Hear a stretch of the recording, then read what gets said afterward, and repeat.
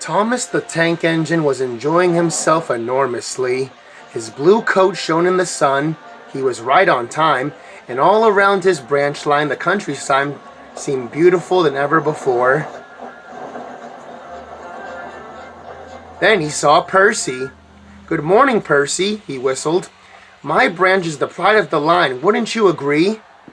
Yes, Thomas, of course, But what, Percy? Out with it." "There is another engine with a famous branch line, too." "Who? Where?" "His name is Stepney. He's far away, but Sir Topham Hatt says he might come to visit us." "When?" "Oh, someday." And Percy hurried away.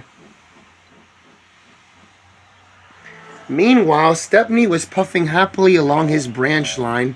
It isn't very long, and that made him feel a little sad. Later, he saw Rusty. The little diesel helped save Stepney from scrap. "Everyone's been very kind, but my railway is so short, and I do miss some good long runs." "I think you should go tell Driver about it," said Rusty. "I'm sure he'll understand." Stepney soon discovered that indeed he did. "You know, Stepney, I feel just the same way." That afternoon he came back with exciting news. "Guess what, Stepney? Sir Topham Hatt has invited us to go and visit his engines on his railway. Manager agreed. It'll be a very long run to get there."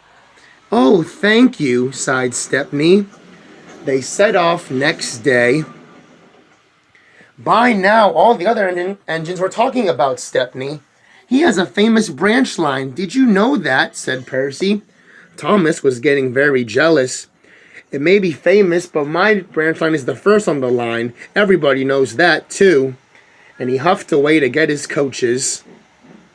"Look!" squeaked Percy. "Why have they all come? There's no train yet." But Percy was wrong. A signal dropped, and from far away an engine whistled. "Here he comes," said Douglas. Stepney puffed proudly through the junction. "I hope that you'll meet Thomas too," said Edward. "You both have branch lines to be proud of." Then Stepney set off to help Duck shunt some coaches in the yard, and they worked happily together for the rest of the day. That night, Thomas arrived. "Sorry, I can't talk. It's time for my last branch line train. Mustn't be late." He was hardly out of sight when the engines heard shouting at the station. Moments later came an alarm.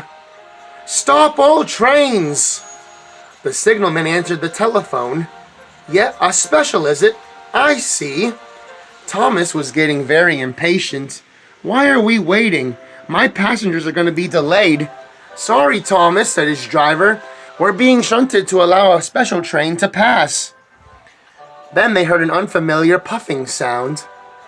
There was Stepney with headlamps swaying, and he disappeared. He gathered speed. "Well, bust my boiler," said Thomas the Tank Engine. Next day he was still fuming. "Shunted, and on my own branch line too. It's a disgrace."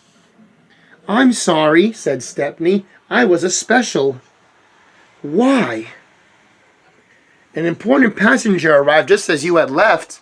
He ordered a special train, and Duck let me take it.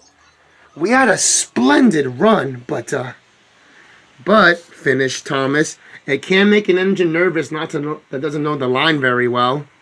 "Exactly," said Stepney. "You're such an expert." Thomas felt much better. He couldn't be cross anymore and began telling Stepney all about his branch line.